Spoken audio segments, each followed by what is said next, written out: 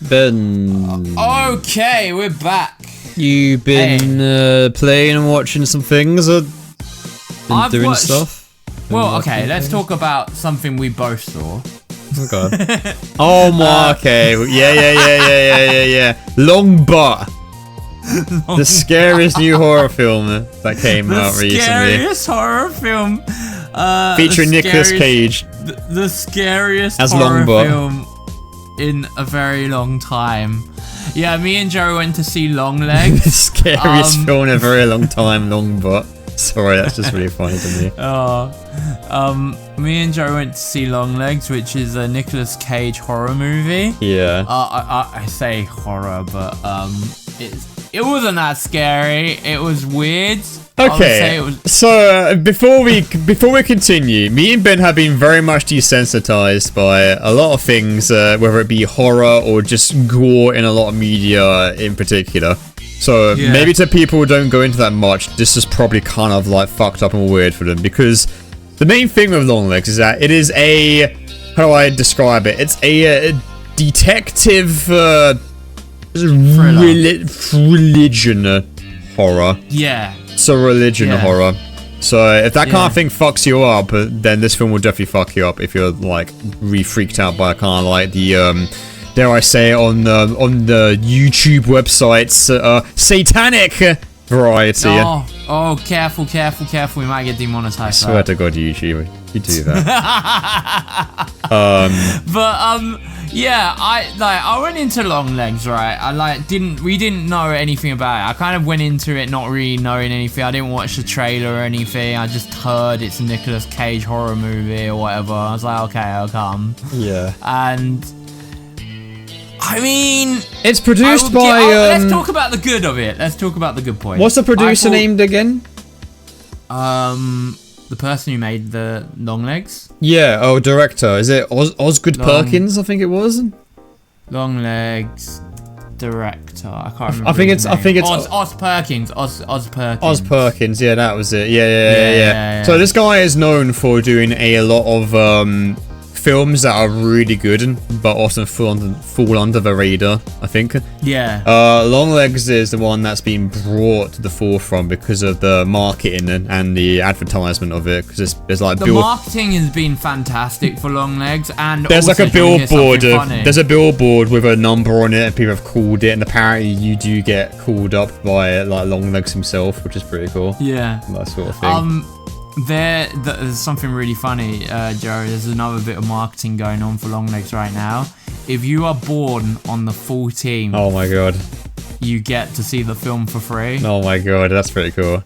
I like that. I like that a lot. Yeah, because for the film, that's actually kind of significant. But I will say, I'll go to the good points. I thought the cinematography was absolutely really, really good. I think it's the best of the best, the more I think about it, to be honest. I think the filming and the lighting and the camera work and the angles and just... I think they're top class, in all honesty. Yeah, that was really good. It really boosts the film's points to me because, my god, the creepy-ass angles and the way the flashbacks are filmed as well in comparison to how it is in the future are really cool stylistic choices that I really dig. And to be honest, I think the more I think about this film, the more I actually really like it, if that makes any sense. I mean, I'm still like hovering around like liking it but not like loving it sort of thing. Like it's a good movie. Yeah, I think it's a great film. I wasn't really scared by it, but I feel like it's unfair to judge this film based on how much you got scared by it. Oh no, I'm not judging it based on how much you got scared. Yeah. I'm kind of like rating it based on how like good of a film it was, and it was good. Yeah. It depends on what you're into as well, because basically this film is about an FBI agent, a lady FBI agent, and they're trying to catch this mass murderer who apparently breaks into families' homes and murders them all, and his name is Longlegs. It's set in, I think it's set in the, I'm pretty sure it's the 80s, because there's like a picture of Bill Clinton in like the FBI, like sure it's the in 80s, the Federal Bureau office, so it's one of the old time ones. And as a young girl, she was visited by the guy, and but it's not like it's kind of like a detective film, but also surreal.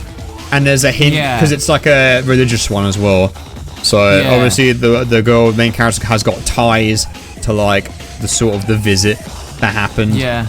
And there's a lot of like symbolism and a lot of imagery that's really creepy, and it's to do with like Satanism, pretty much, like really scary parts of Christianity and shit. Yeah, and if you look really closely, there's hints of the devil, like. I mean, that's a nice little Easter egg they put in there. Yeah, here and there. Those are like little secrets you find along it. And Longlegs. I didn't notice any of them when I was watching it. And it's kind of like, how does he carry out the murders without a trace? Yeah, that's like the mystery of it. And we won't spoil what happens in it, and so we'll just give our spoiler-free review on it. You might either love that or hate that. It depends. Depends what you're into, really, to be honest. But Nicolas Cage as Longlegs. Oh my god, that dude just completely chews up the scenery, man.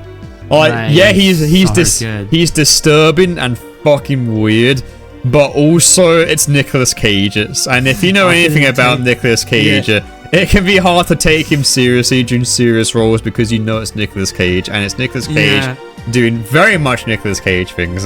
And when he loses his mind and screams a lot in those films he's in, it's like, yeah, man, this is this is one for the highlight reel, definitely. Yeah, right? That's exactly what was going through my head in that moment. There's a scene in the film where he yells in the car, in a car, and I'm just like, this has got to be going in some meme highlight reel somewhere or something. That's all I'm thinking. Like, he doesn't. I don't think he can do. I think his legacy of him now is that he can't play even if he's playing a serious role, we can't take it seriously. And at the same time, he's perfect for the role as well, because he was perfect for the role. He's weird and he's eccentric, and he dances a lot, and he speaks and breaks out into song. And oh my god, it's disturbing, but also so fucking strange. And a little bit and weirdly endearing as well. And this is like the bad guy, and it's his behavior just makes him a blast to watch at all times. Yeah. So honestly, Nicolas Cage is like the perfect role for this character who is the bad guy, and some fucked up shit definitely happens to it in the film. And it starts off as really kind of realistic, but with like a really big sense of surrealism to it. And then in the third half of the film, when the truth gets revealed, and then all the really crazy ritualistic shit happens and all that stuff, that's when it kind of sort of fell off me a little bit. I kind of preferred it when it sort of was a bit more tongue-in-cheek before it gets all brought to the forefront, but I still enjoyed it a lot.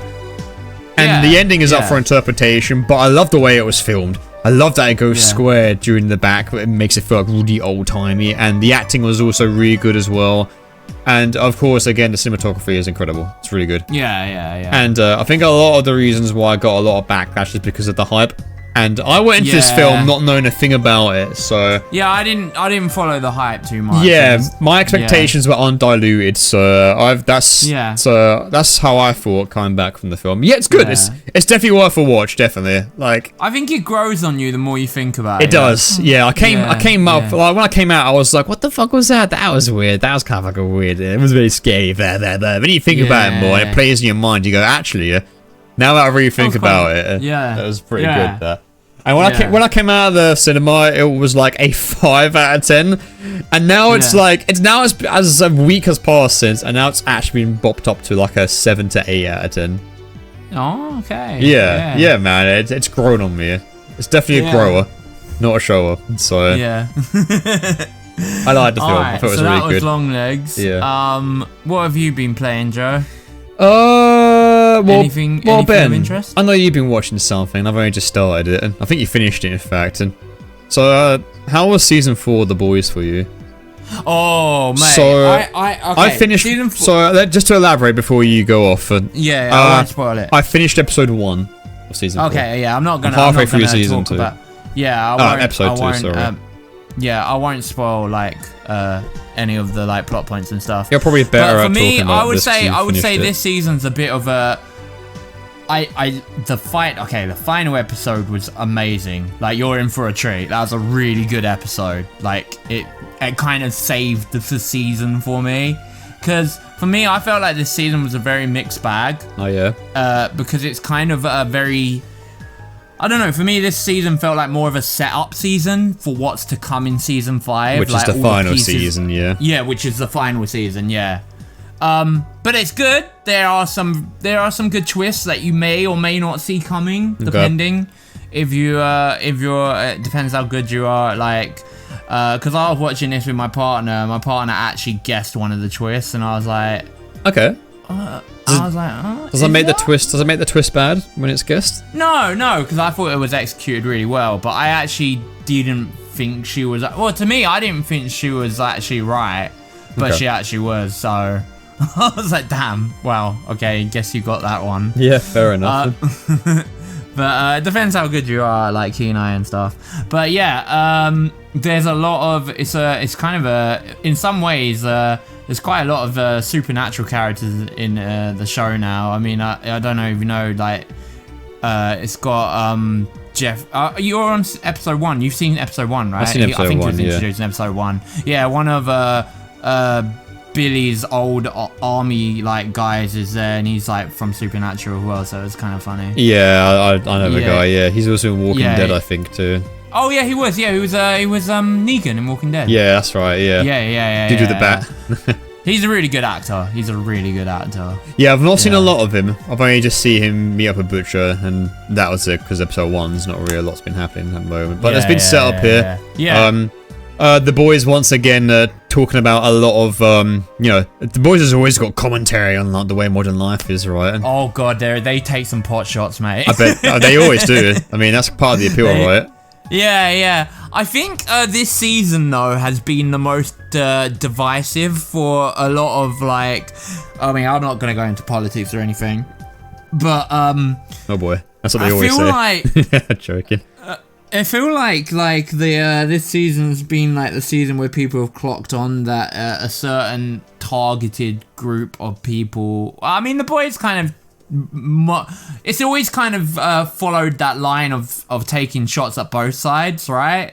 But I feel like this season it leaned more into like the other side than the other side. It's without the many oppressions of America. Right, yeah, and like the world as well, but the America is definitely the sole focus of it. Yeah, and man, yeah, definitely. Yeah, it's when it's all like amped up like that. I mean, I don't even know if it's amped up. I mean, superheroes are now like in the mix, right? So of course it is. Yeah. So a lot of it is like, oh man, yikes, this is this is some oppression fucking going down here. Yeah, it can be pretty, especially with like Homeland. They say throughout the season as well, and you're just like, oh my god, that's so funny. Yeah. Because like, I can't remember if they said anything in episode 1, but there's certain like stuff that they say about AI and stuff. And oh, nice. Okay. Yeah, like they bring up some things. Yeah, and of you're course. just like, oh my god. Yeah, that's it. No. Yeah. No, this show's not meant to give ideas out to the. You just imagine like. Oh, okay. The like companies and stuff, and like, oh, write that down. That's how like insane I feel like some companies are. Write it down. That's brilliant. Oh. There was actually one thing, I think it happened in episode 1, I can't remember, but there's a thing that they say about an advert, and if you look at the advert, depending on what race you are, you'll get a different product placement. Oh, I think this was at the convention that they're at, with the new character. The new character says it. Yeah, probably, yeah. Yeah. That was apparently a real idea that like Amazon were like toying with. Okay. But like Amazon like obviously That's realized funny, their mistake. because there's Amazon product placement in that exact same episode. Yeah. Huh. And Amazon coincidence? I think not. Amazon, like the boys thought, like obviously the showrunners for the boys like realized like what like when Amazon told them that like they would just like took the piss out of it because it was just ridiculous, utterly ridiculous, you know, like. So then Amazon obviously pulled back on it, but I just like, what? That was actually a real idea in Amazon's head. Fair enough. To like target placement ads on depending on who looks at the advert. Should we talk about the characters and their stories? Oh yeah, we could talk about the characters and their stories. So, oh man, I'm feeling real bad for the kid that Homelander's got, his son. Oh yeah. He's gonna go for the ringer. He already has, from what I've seen. Of course, there's the Kiwi Cockney, I like to call him, Butcher. Yeah. He's from New Zealand, and everyone's like, "Oh my god, he's so British," and it's like, hey, you could say that. You could say that, mate. Yeah, he tries his best, but the accent always slips, and it's really funny to hear sometimes. Yeah, he's doing his best. I kind of like how like the Deep is still pathetic. And it's hilarious, and it's just even when he sticks up for himself, he's like got an air of patheticness to him, and it's funny, hilarious. I gotta give that actor a round of applause for playing the most pathetic character like I've ever met, like on TV history. And he's so good. I kind of like how I kind of dig what they do with A-Train as well. Because A-Train is like, he's really trying to go for like he plays the P card non-fucking stop. And he's like, oh, I'm doing this, and it's one time I did that, and I'm gonna be good for my community. And his brother's like, dude, you're a fucking asshole. You are an evil piece of shit. And it's gonna take a lot more than what you're doing right now for a redemption. Like, you are not taking this shit seriously whatsoever. And it's like, good.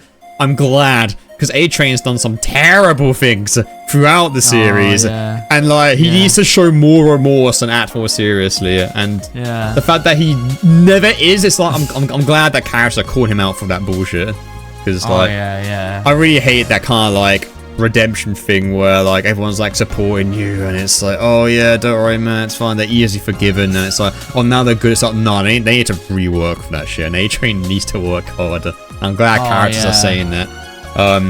A certain character has returned to Huey's life, and I feel really sorry for him as well.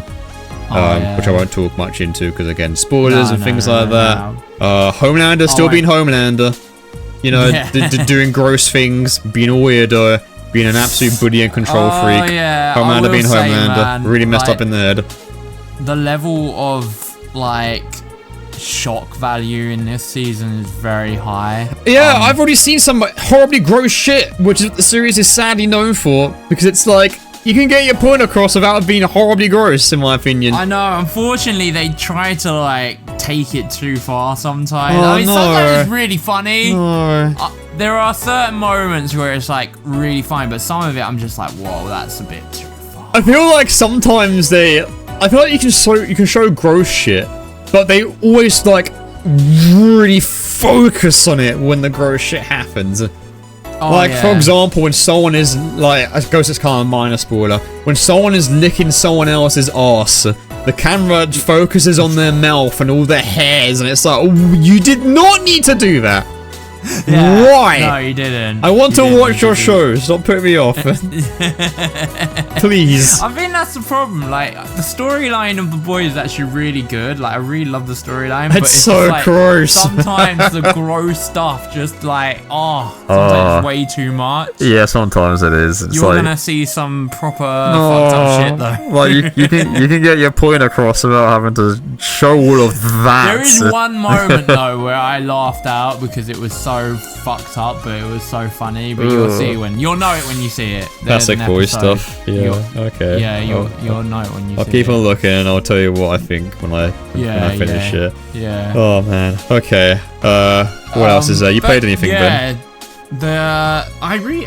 Season 4 is a mixed bag for me. I'm hoping like season 5 really like hits up on all of the stuff that season 4 set up, but we'll see. It's hard to stick the landing in just like 8 episodes, which is always a fear, because there's only ever 8 episodes in the boys season, and these are going to be like the final 8, so it's like a lot of pressure on it to actually good luck. Let's see wrap everything up. Let's see if they can do well on the finishing act. All right, Ben. You played anything else? Other things. I watched another show. Oh, okay. It's actually quite cool. It's on Netflix. It's it's a superhero show as well, but it's called Supercell. Okay. And what it is it's actually from the perspective of like East Londoners, like the black community, and it's like all these people wake up to like having like superpower, but it's from the perspective. You know Misfits, right? Do you remember Misfits? Oh yeah, classic show. Yeah, I remember Misfits. It reminds me of Misfits. With not like comedic though, it's like dramatized. Okay, alright. It's like Misfits. Is it British? Yeah, it's British. It's a British show. Okay. It's really good though. The first season, I've only watched the first. There's only like one season so far, but it's like I think there's gonna be 3 seasons in total. Cool. But yeah, it's got a good story. It reminds me of Misfits because it's like it's about this guy. He's named Michael. Basically, his partner, he's got this power to travel through like time. Like he's got like time travel power and like stop like he can stop time, travel through time. He wakes up to this power. He goes into the future and he sees like all these people fighting, like these people fighting, and his past self tells him to like track down like these people who are spread out across London who have powers as well, waking up to these powers to save his like... What? So infamous. Yeah, pretty much, but like from like kind of like it's kind of cool because you don't really see stuff from like a black culture perspective, like a black sci-fi kind of thing, basically. Yeah. And it's not really like a lot of that around. I can't really think of like too much stuff. There was so it's kind of interesting, like perspectives, like East London, sort of, you know, like the rude boy, you know, that sort of thing. I'm pretty sure there's another name for it, but I know there is. But like, yeah, do you know what I mean? No, but there's like different like cultures of it, and that he's basically got to find these people to save his partner from dying because she's gonna die on a certain day, and there's like don't know why, but like. Yeah, it's quite good, and he's like got to gather these people together to like. It's a 6-episode show on Netflix, but I really enjoyed it. I thought it was really good. Cool, nice one. Yeah, awesome, man. Yeah, Supercell. Supercell. Yeah. All right, I'll maybe I'll look it up. Cool. All right, sweet, dude. Yeah. Other than that, I haven't really had time to play stuff because I've been job hunting. Been watching stuff instead. Game-wise, I haven't. That's still good. I haven't started Luigi Mansion 3 yet. I'm gonna do that with my partner, you borrowed it from me. Yeah. I borrowed it from you. Tell us a verdict for it next time. Before. Funny enough, it's like one of those like missing things from my Switch library. So yeah. Tell us the verdict next time, then, man. Yeah. I've been playing any games. I've been playing a little series of my girlfriend, actually. Funny enough, when I went over to Bordeaux. So I have finally picked up. Definitely not from overbearing pressure from the uber fan that is my lovely partner. But I finally started Professor Layton and the Curious Village. Oh, the Layton game. Yes. I've dabbled in like the first one years and years ago on the DS, but that was it. I never really like played I didn't even play much of it. It was like a demo or something. So I've downloaded it on my phone because there are iOS versions of the first 3 Layton games. And they're really good ports. Like my partner just said, oh yeah, this is exactly like the DS versions, but they're just somehow fit on a phone, and they've made it so it's compact and they've fit it all on the screen, which is really cool. Yeah, you can get the Layton games on you can do. Yeah, I'll be playing it on there. So we'll be playing the Curious Village, and first impressions of it are pretty good. It's not bad. Yeah. Oh my god, though, the puzzles have been kicking my arsehole. Yeah, you can get all the Layton games on the phone. There are some, like, the amount of times where I've been on a puzzle and my girlfriend said, oh yeah, this is a very infamous puzzle, by the way. Oh yeah, this is an infamous puzzle. She said that about 5 puzzles, and I'm like, I'm getting a little bit concerned that all these puzzles so far are infamous at the moment. They are really... honestly, they are cheeky. Some of them are super dastardly, though. Like, they are really fucked up. Like, Like, for example, there's one, like, and the thing is that that's the whole game as well. It's finding puzzles. It's a mystery at the moment. So you go to, so you and you're Professor Layton, and you're with Luke, who is his pupil for some reason I don't know yet. Apparently, the other games go more into detail on like the story of Layton and Luke. This is kind of just like, I feel like this is just like an episode in their wacky adventures, and it's the first one. But yeah, basically, the whole universe is obsessed with solving puzzles. They are made men by the puzzles, undone by the puzzles, fear the puzzles, and I'm fearing the puzzles because like you'll talk to that whole meme, right? Yeah, it's like the way it's been going is like because the puzzles are tough and they are very hard. A lot of them are. Fucking hard. A lot of them are really big brain twisters. Like for example, there's one where like a guy has been prescribed 10 pills and he's got to take a pill a day, but the concentration is different each one. So he's got to do it in order. And they all look the same, so it's got right numbers, and it's like, okay, that's cool. But then the question is, how many pills has he got to take if he wants to keep track of the order? And I'm like, what? What are you talking about?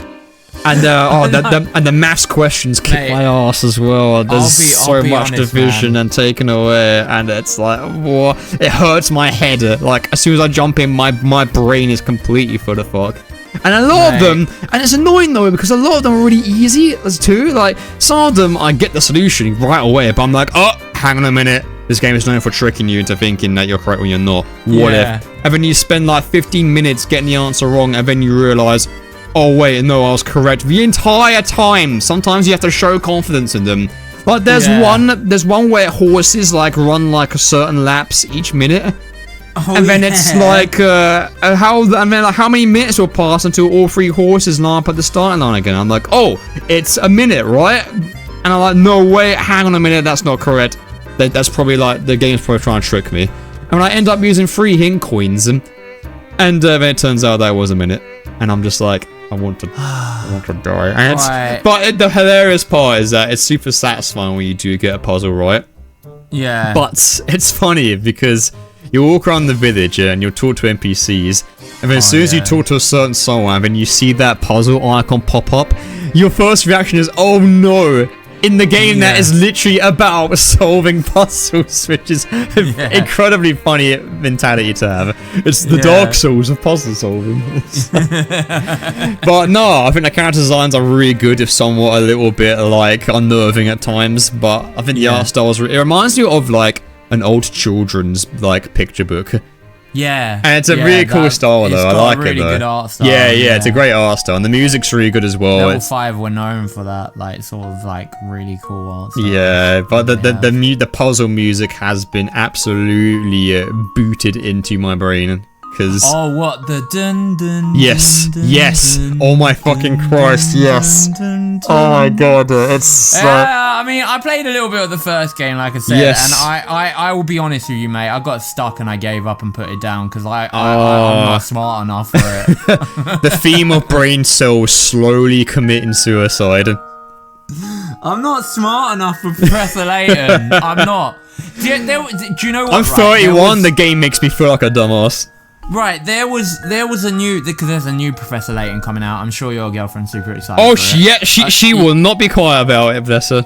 Yeah, there's a new. They showed like a minute, right, of gameplay for that Professor Layton game, and there was literally a moment where they're like, they're looking at this like house building, and it turns into a puzzle, and they're like, find the right door.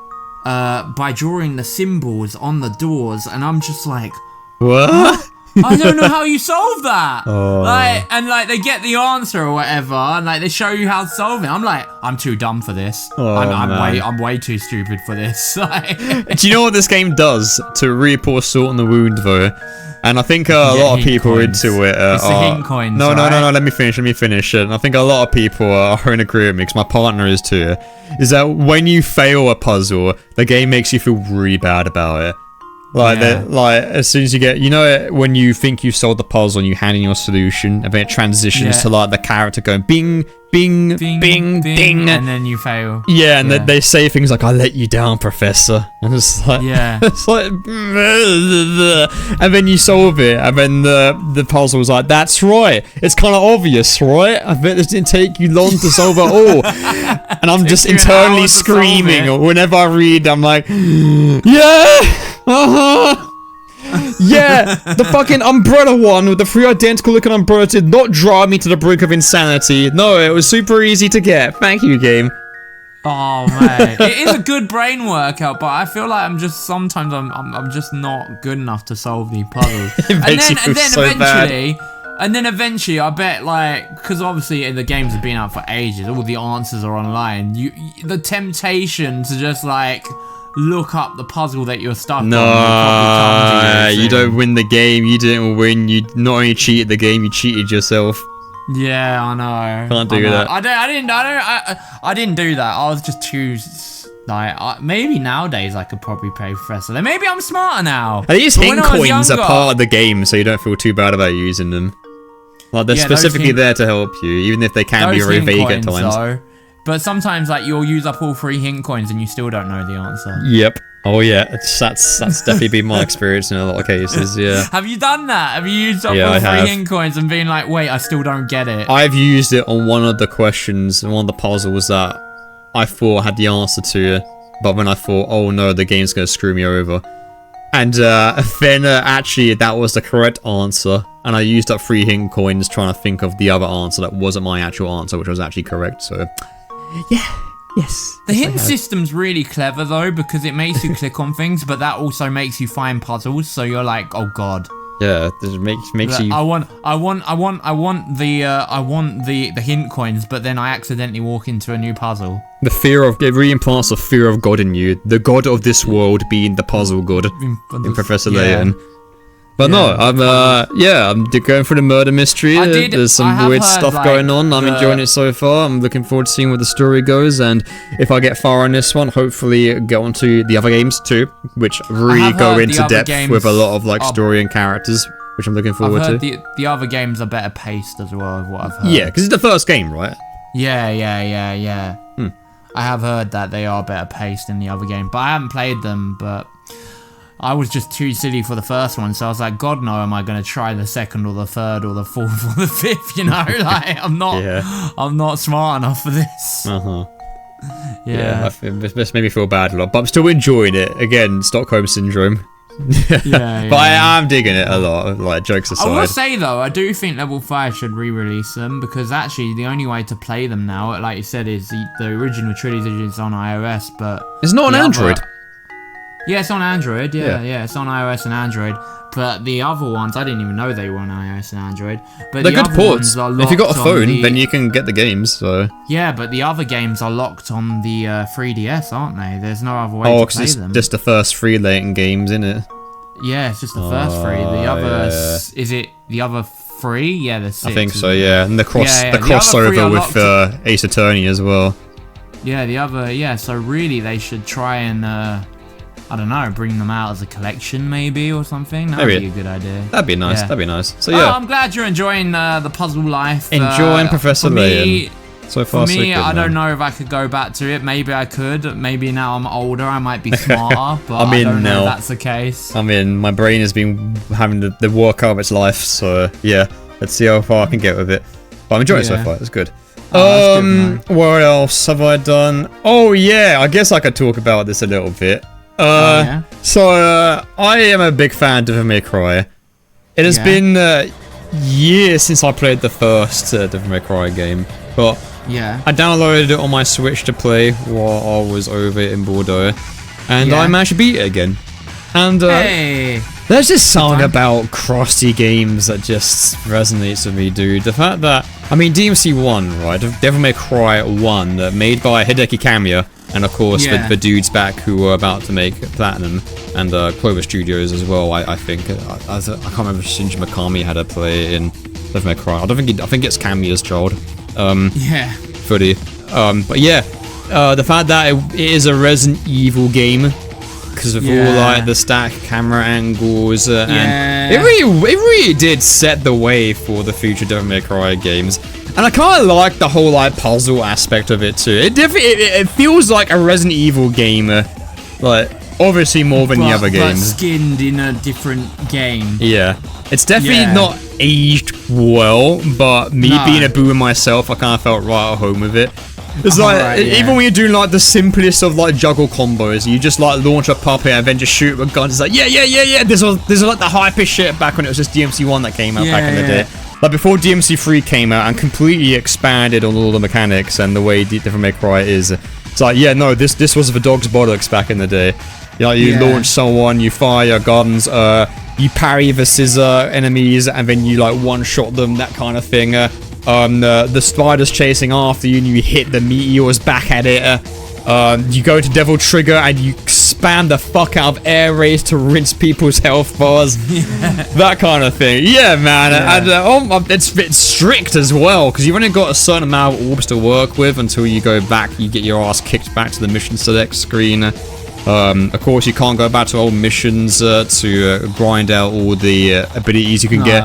It feels more, it's an action game, but it feels more like an adventure, like sort of like almost it's a horror game, definitely, because again, there's so much Resident Evil DNA in it. Yeah. And oh my god, the voice acting, man, I love it so much. It's so bad, it's so good though. I kind of love it, man. It's so good. Oh, this is Sparta from the underworld. Classic, though. But someone from the underworld woke up to justice, and of course, it's got that really cheesy Resident Evil voice Oh, acting. it's so cheesy. Devil May Cry has always been the epitome of cheese.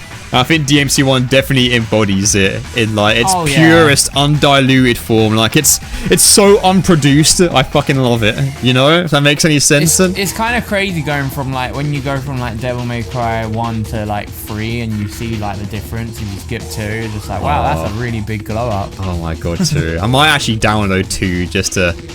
Not to punish myself, but to really see if it's if I remember it being as bad as it was back when I first played it. As bad as you remember. Thanks for the reassurance there, man. Yeah. But no, man, I love the corny dialogue. It's like you are now referring to my bloody master's scheme. Now die! Don't come any closer, you devil. You may have my mother's face, but you'll never have her fire. The sky, so clear, so blue. And the sky will always be over our heads. So sad. And of course, you know the one. Oh, you know the big one. This is my partner. My partner watched me play it.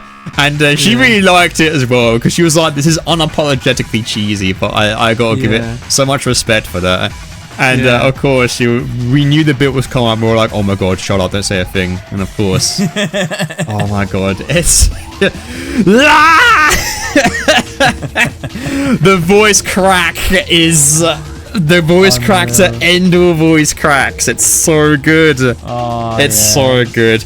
But no, it's an absolute classic product for its time, man. I love Devil May Cry 1. I love that you can see the DNA of how it expands and becomes its own thing outside of like all the Resident Evil blood that's in it. Like, you know, it's definitely making its steps to becoming a fantastic action game series. I love the adventure and puzzle solving aspect of it. Funny enough, but there's always been like a bit of a talk on like, oh, I don't like the backtracking and getting this item, remembering where it is and going back. But DMC3 also did a lot of that as well. And I would argue that a lot of the enemies in that game have got like a weird gimmick to it. Like for example, like you have to kill this enemy by going behind it, or like there's an enemy where you have to turn your back to it. It's a boo enemy from Mario kind of thing. Like, there's a lot of weird gimmick enemies in DMC3, but the game is also really fun, and your moveset is expanded so much that it makes it fine to like use that moveset on those enemies, and even enemies that are just like normal, like fight this person to the death, you know, like kind of like enemies. There's no like gimmick to them. But in DMC1, it's like, it's got such a classic gothic horror like theme to it. I would argue it's got like one of the best gothic horror atmo in it than the other games. But I'll do my replay of the series, so we'll see how I feel. And then it gets, and because of course it develops into a really absurd balls to the wall kind of that series that's known for being today. But no, I had a good taste of the classics, and DMC 1 was lovely taste. I loved it. Yeah, I remember dying so much back in the day and just being really bad at it. But this time I actually had a really good run of it. I was getting a lot of like stylish rankings and shit. That ranking system as well is definitely really weird in DMC 1. Like, you leave it, you get like an A in, and then you leave it for like 3 seconds without hitting someone, and it immediately plummets to a D. Whereas, it's really strict. Yeah, whereas in the other ones it was a bit more like, you know, it was a fixed camera though, right? It'll go down, but not to the end. I don't think the camera's got anything to do with it.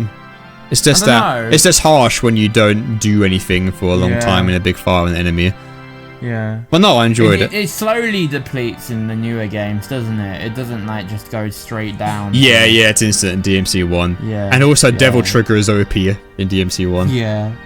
Which is part of it, but like, you know, it's I just liked it. Part of its charm. Fun adventure game.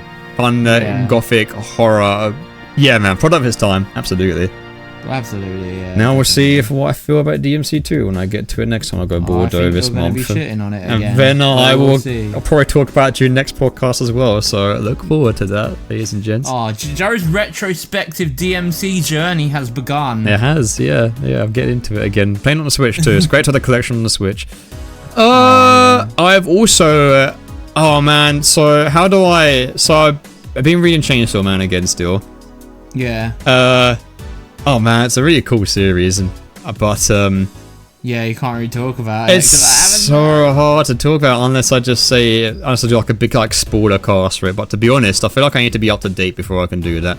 To be honest, because I've just finished a part in the series where a big thing has ended, and like an arc has ended and another arc has begun. But it's a very different arc, and you're reading it and you're like, oh, but what happened to this character? What happened to that character?